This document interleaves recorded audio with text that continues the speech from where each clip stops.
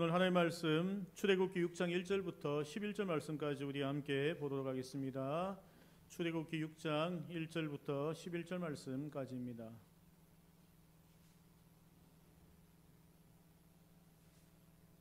우리 한 절씩 돌아가면서 읽도록 하겠습니다. 제가 먼저 읽겠습니다. 여호와께서 모세에게 이르시되 이제 내가 바로에게 하는 일을 내가 보리라. 강한 손으로 말미암아 바로가 그들을 보내리라. 강한 손으로 말미암아 바로가 그들을 그의 땅에서 쫓아내리라.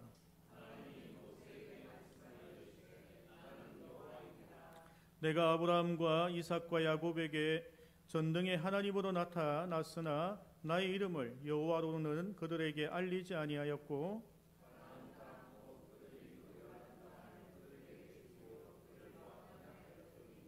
이제 애굽 사람이 종으로 삼은 이스라엘 자손의 신음소리를 내가 듣고 나의 언약을 기억하노라.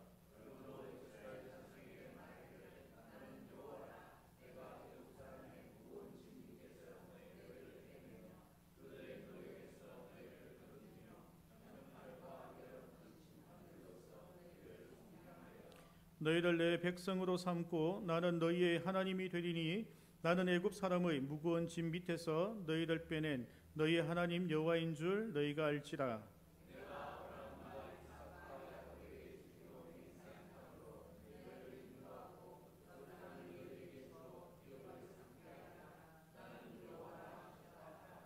모세가 이와 같이 이스라엘 자손에게 전하나 그들이 마음의 상함과 가혹한 노역으로 말미암아 모세의 말을 듣지 아니하였더라. 같이 읽겠습니다. 들어가서 애굽 왕 바로에게 말하여 이스라엘 자손을 그 땅에서 내보내게 하라. 아멘. 우리 옆에 계신 분들과 인사할까요? 당신이 나의 옆에 있어서 너무 행복합니다. 이렇게 인사하겠습니다.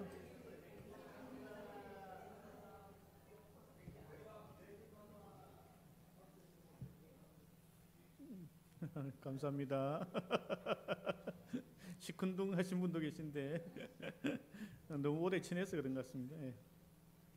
지난주 우리 주일날 이제 예배를 드리는데 젊은 친구들이 많이 와서 참 좋았습니다. 그래서 젊은 친구들이 거의 반쯤 또 어르신들 반쯤 이렇게 예배를 드렸던 것이 참 좋았는데 좀 숙제가 생겼다라는 생각도 하였습니다. 그 이유 중에 하나가 제가 뭐 제 개인 간증은 제가 하지 않는데 그 이유는 이제 목사님한테만 저런 일 일어나고 내 인생은 왜 안 일어나 이러시는 분들이 많으셔서 뭐 그래서 그냥 교회에서 일어난 일들만 제가 간증을 하고 개인 간증은 안 했는데 청년들 보면서 제가 청년 때 받았던 은혜들도 나누어야겠다라는 생각들을 했습니다. 왜냐하면 이제 군대에서 받았던 은혜들, 학교에서 받았던 은혜들, 그리고 하나님께서 여러 가지 일들 속에서 행하셨던 일들을 나누는 것이 그 일들 때문에 고민하고 있는 분들에게는 도움이 되겠다라는 생각을 했습니다. 이제 군대에 자녀들 보내신 분도 계시고 시험 문제 때문에 걱정하시는 분들도 계시고 다양한 일들이 있어서 유튜브로 제가 제작을 해서 우리 좀 청년들에게 좀 배포를 해야겠다. 좀 그래서 희망을 가지고 우리 아이들이 좀 그렇게 했으면 좋겠다 생각을 했습니다. 지금은 참 희한한 것이 뭔가 하면은 제가 청년사역 옛날에 할 때는 청년들이 청년들을 전도했는데 지금은 부모님들이 보내더라고요. 몇 년 전에 청년사역을 해보니까 야, 좀 가라. 교회 좀 가봐라. 뭔 일이 있더라. 한번 교회 가봐라. 뭔 일이 있는지 한번 가봐라. 이렇게 보내시더라고요. 그래서 우리 부모님들에게, 청년을 둔 부모님들에게도 좀 이러한 저러한 간증들이 아마 도움이 될 것 같다라는 생각을 하게 되었습니다. 그래서 여러분들 자녀들이 잘 되신 부모님들은 좀 자녀들에 대한 이야기를 좀 많이 하세요. 그래서 우리가 그 일들을 두고 교회 와서 같이 기도하자. 너희 자녀들도 잘 될 거야. 라고 우리가 권면할 수 있으면 좋겠다라고 생각합니다. 우리 교회가 하나님의 간증으로 넘치는 교회 되기를 축복합니다. 그래서 우리 청년들이 좀 많이 몰려들면 좋겠다라고 지난주에 생각을 하였습니다. 자, 오늘은 이제 출애굽기 6장으로 왔는데 이제 5장에서 모세가 실패를 했죠. 바로를 만나고 안 되는 거예요. 그리고 돌아오는 길에 이스라엘 백성들 만나가 욕 한 사발 이제 먹고 왔죠. 그리고 나서 5장 말미쯤에 보면은 하나님께 막 원망을 합니다. 하나님 말대로 했는데 안 되고 또 이스라엘 백성들 더 힘들어지고 막 원망을 하는 이야기들을 합니다. 그러한 모세를 두고 하나님께서 회복의 은혜를 주시는데 오늘 6장 1절 말씀입니다. 6장 1절 말씀 함께 볼게요. 시작. 여호와께서 모세에게 이르시되 이제 내가 바로에게 하는 일을 내가 보리라. 강한 손으로 말미암아 바로가 그들을 보내리라.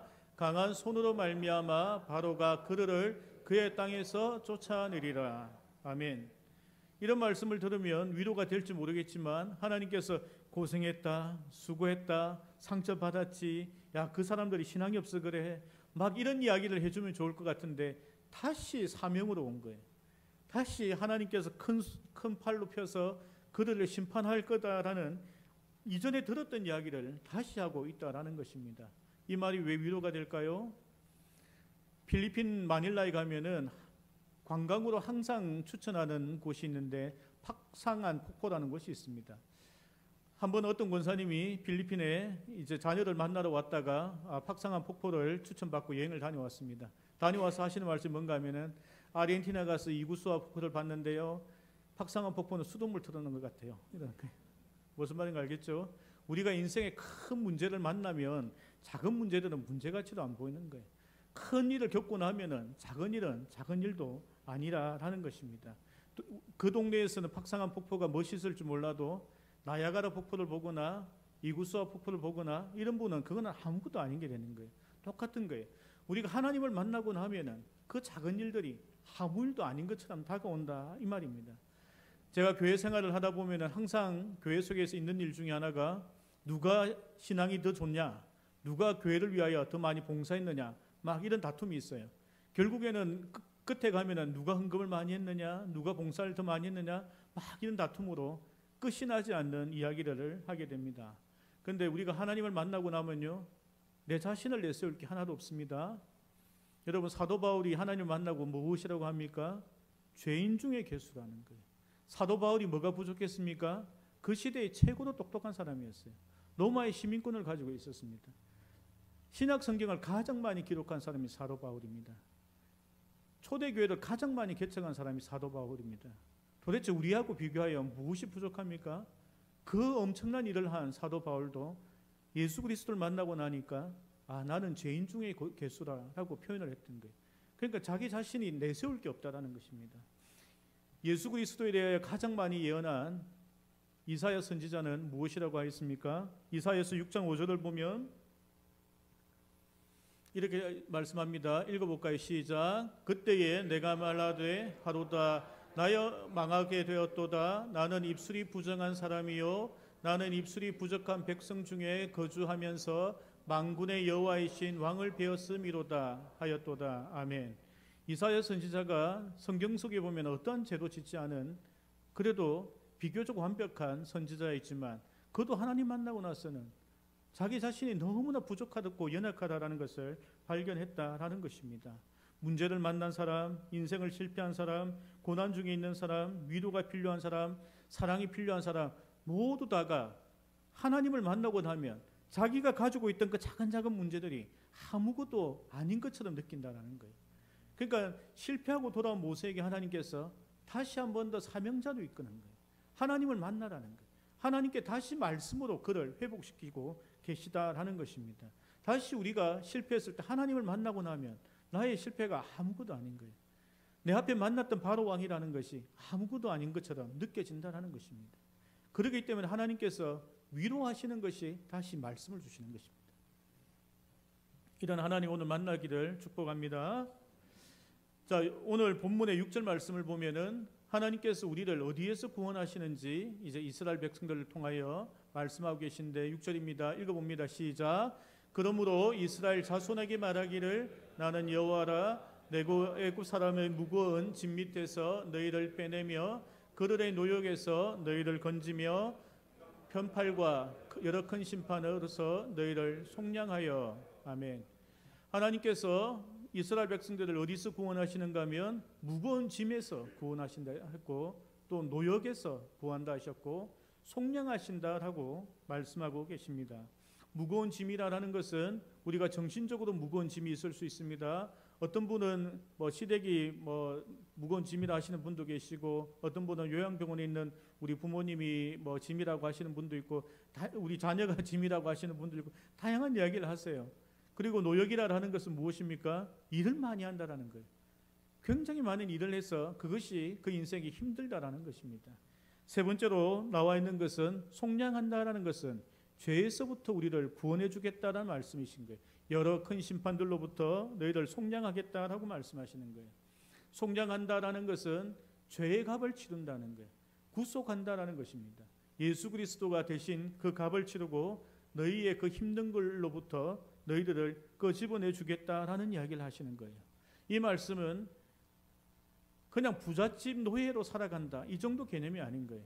요셉이 이 보디발의 부잣집 노예로 살다가 왕궁으로 가서 다시 노예 생활을 한다 이런 말을 하는 것이 아니에요. 하나님께서 너희들이 지금 노예 생활을 하지 지금 너희의 신분은 상속자가 되는 신분으로 완전히 다르한 상황을 열겠다라는 것이 속량하여 구속한다라는 표현이라는 것을 우리가 알아야 한다라는 것입니다. 여러분, 수고하고 무거운 짐진 자를 예수님께서 어떻게 하라고 하십니까? 오라 하시죠. 한번 읽어보겠습니다. 시작. 수고하고 무거운 짐진 자들아 다 내게로 오라. 내가 너희를 쉬게 하리니 나는 마음이 온유하고 겸손하니 나의 멍에를 메고 내게 배우라. 그러면 너희 마음이 쉼을 얻으리라. 아멘. 여러분, 예수님께로 오면 쉼을 얻는다라고 하는데, 근데 어떤 방법을 통하여 쉼을 얻는가 하면은 나의 멍에를 메라라고 이야기합니다. 이제 소를 키워보신 분들이나 소를 보신 분은 알겠지만 멍에라는 것은 소 어깨에 이렇게 두르는 나무 같은 것입니다. 그것을 가지고 이제 소가 짐을 지게 되죠. 그러면 멍에를 맨다라는 것은 그다음에 예수님께서 우리에게 다시 짐을 주시는 건가? 교회라는 짐을 주셨는가? 주일학교 봉사하는 거 이런 걸로 짐을 주시겠느냐? 그 말씀이 아니에요. 원어적으로 멍에라는 것은 함께 한다는 의미입니다. 자, 보세요. 멍에라는 건요. 주인만이 그 소에게 멍에를 매게 할 수 있습니다. 그죠? 옆집 사람이 우리 소에 멍에를 매면 됩니까? 안 되죠. 그러니까 하나님께서 나의 주인이 되신다라는 말씀을 하시는 거예요. 그러면서 함께 하시겠다라는 이야기를 예수님께서 하고 계시다라는 것입니다. 그리고 예수님만이 그 소를 끌고 다닐 수 있는 거예요. 그러니까 예수님과 함께하는 그 삶에 대하여 이야기하는 거예요.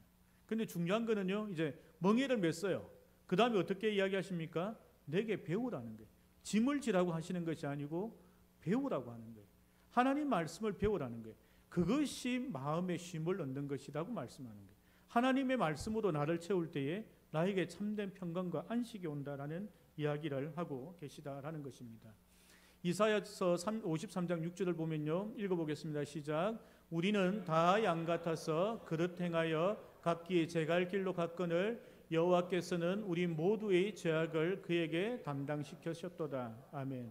우리가 양 같아라는 말씀은요. 우리는 푸른 초장 맑은 시냇물가를 찾을 수 없다는 이야기입니다.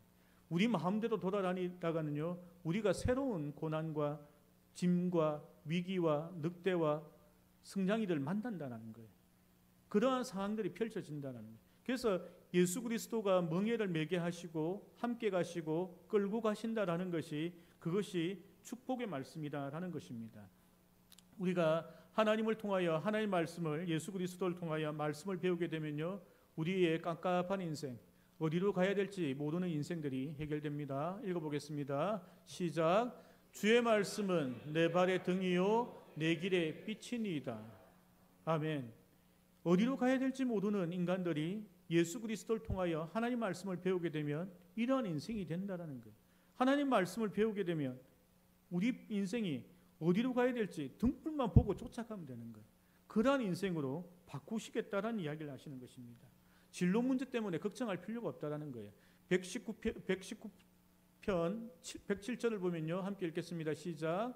나의 고난이 매우 심하오니 여호와여 주의 말씀대로 나를 살아나게 하소서. 고난받은 자들 있습니까? 주변에 고난받으신 분도 있습니까? 주의 말씀이 나를 살아나게 하신다는 그 말씀을 주신 거예요. 그 말씀을 배우라는 것입니다. 출애굽 당시에 생각해 보십시오. 80 먹은 노인을 통해서 지팡이 들고 온 노인을 통해서 그들이 구원받을 줄 어떻게 알았습니까? 하나님께서 모세와 함께 하시니 모세 따라가면 됐잖아요. 그 모세만 따라가면 홍해도 갈라지고 만나 메추라기는 다 나오는 거예요. 그냥 그 길을 따라가는 거예요. 그러면 그 모든 문제가 해결된다라는 것입니다. 여러분 복 받고 싶으신 분들 계세요? 그럼 하나님께서 이렇게 말씀하시는 거예요. 시편 1장 1절에 보면 복 있는 사람은 하고 쭉 이야기하고 나서 1장 2절에 이렇게 말씀하십니다. 읽어봅니다. 시작. 오직 여호와의 율법을 즐거워하여 그의 율법을 주야로 묵상하는도다. 아멘. 하나님의 말씀을 주야로 묵상하는 자들에게 하나님께서 복 있는 인생 된다고 이야기하시는 거예요. 복을 찾아서 축복받으려고 뭔가 잘돼 보려고 막 찾아다니는 인생이 아니라 하나님 말씀 속에 거하면 그 축복이 나에게 자연스럽게 임한다라는 것입니다.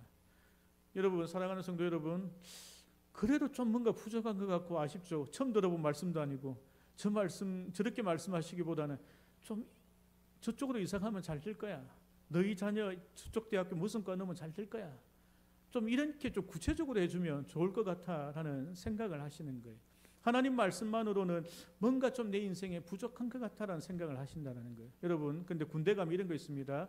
제식훈련이라고 해서 이제 걸어다니는 것을 배우는데, 자, 앞으로 가 하면 이렇게 갑니다. 그럼 좌영 앞으로 가 하면 왼쪽으로 가요. 우영 앞으로 가 하면 오른쪽으로 합니다. 이제 막 그렇게 가는 거예요. 얼마나 편합니까? 가라는 대로 하면. 저기에 이사해라, 저기 대학에 집어넣어라, 저기 직장에 이력서 내봐라. 이러면 얼마나 편합니까? 근데요, 이 제식훈련 앞으로 가 이렇게 가는 건요, 군대에서 밥 먹으러 갈 때는 그렇게 갑니다. 전쟁 나죠? 그렇게 가면 다 죽어요. 우리 군인 출신 계시잖아요. 맞죠? 전쟁 났는데 앞으로 가 이렇게, 자영 앞으로 가 이렇게 가면 그거 다 죽는 거예요. 그러니까 지금 우리의 일상은 이미 영적 전쟁이고 큰 인생의 문제들을 내가 원치 않아도 또 내가 잘못 가서 다양한 문제들 만난다는 거예요. 그럴 때는 하나님의 언약의 말씀이면 충분하다는 것입니다. 내가 너의 반석이 되겠다, 너를 지키겠다, 방패가 되겠다라는 그 언약의 말씀이면 충분하다는 거예요. 어느 대학에 넣을지 고민 안 해도 돼요. 잘 되는 인생은 아무 대학에나 나오면 된다는 거예요. 그래도 잘 되는 인생이 된다는 거예요. 아무 데나 이사가도 된다는 거예요. 그래도 잘 되는 거예요. 그게 하나님께서 예비한 축복이라는 거예요. 우리가 뭔가를 꼭 이렇게 해줘야 될 것 같은 것은 우리가 가지고 있는 인간의 한계라는 거예요. 하나님은 이스라엘 백성들에게 가나안 땅으로 가라라고 하시고, 그리고 방패, 그리고 내가 너의 반석이 되시겠다, 이러한 약속의 말씀을 계속 주시는 거예요. 그리고 너희는 그곳에서 마음껏 살아가라는 거예요. 그것이 하나님께서 우리에게 주시는 말씀이다라는 것입니다. 어디로 가야 될지 모르는 인생들은요, 나의 말이 너 발에 등불 될 것이다, 너를 인도할 거라는 그 말씀만 받고 살아가면 되는 거예요. 어디로 가든 상관없는 거예요. 다리포로 가든지 장림으로 가든지 괴정으로 가든 상관없는 거예요. 그냥 가면 하나님께서 그 길을 인도하시겠다라는 것이에요. 그 말씀을 받는 게 중요한 거예요. 그런데 우리는 그 말씀은 추상적으로 생각하고 구체적인 무언가가 우리에게 인생에 일어나야지 우리가 믿음이 될 거라고 하는 그 생각을 하시면 안 된다라는 것입니다. 다음 살펴볼 것은 오늘 9절 말씀인데요. 죄송합니다. 9절 말씀입니다. 한번 읽어보겠습니다. 시작. 모세가 이와 같이 이스라엘 자손에게 전하나 그들이 마음이 상함과 가혹한 노역으로 말미암아 모세의 말을 듣지 아니하였더라. 아멘.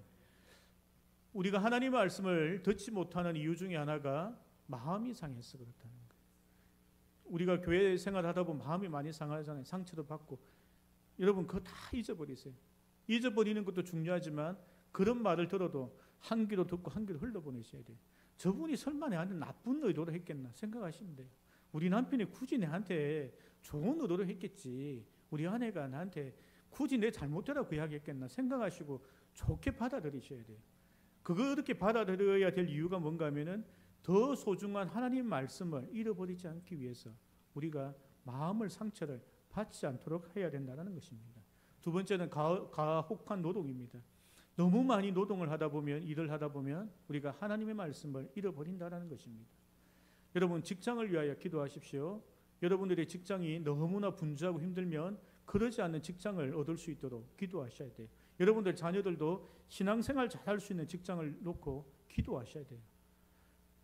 제가 간증 하나 하자면, 지금 이제 직장 생활을 하고 있는데 그 직장에 사장님이 전화가 왔어요. 오늘 전화가 와서 미안하대요.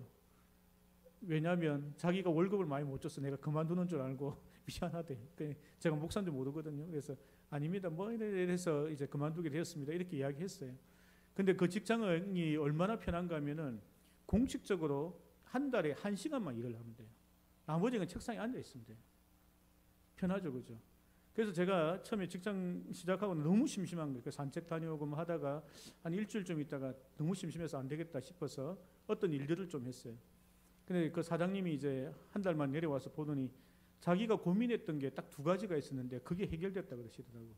그러면서 어떻게 해결했냐 해서 그냥 뭐 이렇게 해서 해결했다고. 제가 봐도 이 회사의 문제는 이거였고 그 사장님이 볼 때도 이 회사의 문제는 이거였던 거예요. 그래서 해결해 준 거예요. 그 다음부터 3년 동안 저한테 전혀 타치 안 하고 편안하게 일하게 해줬습니다. 여러분 직장을 위하여 기도할 필요가 이런 것이라는 거예요.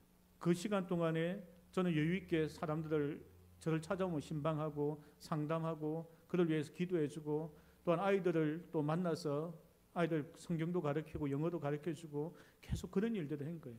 그리고 성경 공부도 하고 설교도 듣고 많은 일들을 할 수 있는 직장을 하나님께 주신 거예요. 여러분 직장을 위하여 기도할 필요가 있습니다. 왜냐하면 가혹한 노역이 하나님의 말씀을 잃어버리게 할 수 있기 때문입니다. 여러분 자녀를 위하여 기도할 때도 월급 많이 받으면서 일은 조금 할 수 있는 그런 직장을 위하여 기도하십시오. 욕심이 너무 큽니까? 주 5일만 딱 일하고 일은 조금 하고 그 다음에 돈은 많이 받는 그런 외국계 기업들, 공기업들 뭐 이런 데들 취업하면 좋을 것 같아요. 웃으셨지만 우리가 믿음으로 웃었을 거라 생각하고 그러한 직장이 우리 자녀들에게 주어지길 축복합니다. 마지막으로 살펴볼 것은 14절인데 14절부터는 족보가 쭉 나옵니다. 오늘 우리 성경을 마태복음을 읽으신 분들은 다 아시겠지만 마태복음도 족보가 계속 나옵니다. 하나님께서 왜 족보를 성경에 이렇게 시때때로 기록하시냐라는 것입니다. 그것은 하나님께서 하나님의 언약의 말씀들이 오랜 세월 동안 변함없이 신실하게 이어오고 있다는 거예요.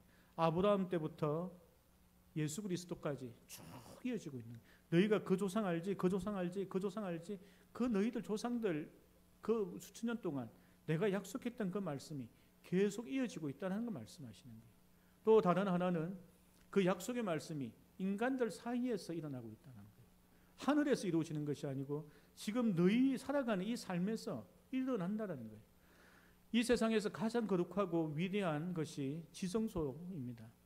그 지성소 안에 하나님께서 보관하게 하신 것이 언약궤이고 그 안에 천국에 있는 황금이나 하나님 뭐 신발이라든지 하나님 머리카락이라든지 이런 걸 넣으신 것이 아니에요. 전부 이 땅에서 하나님께서 일으키셨던 너희들 손에서 일어났던 그 모든 일들을 언약궤 안에 넣고 보관하게 하셨어요. 그리고 기억하라는 거예요.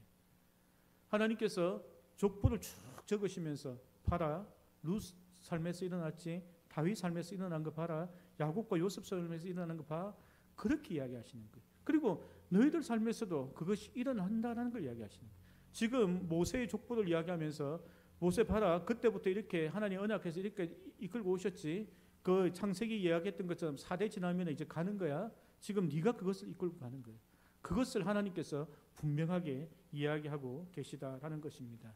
오늘도 우리의 일상의 삶 속에서 중요한 것은 일상의 삶이었습니다. 일상의 삶에서 내가 먹고 자고 일어나고 직장 가고 살림 살고 하는 그 일상의 삶에서 하나님께서 우리와 함께 하시길 원하고 역사하길 원하신다라는 것입니다. 그러한 축복이 우리 삶 가운데 일어나기를 소망합니다. 우리 함께 기도하겠습니다.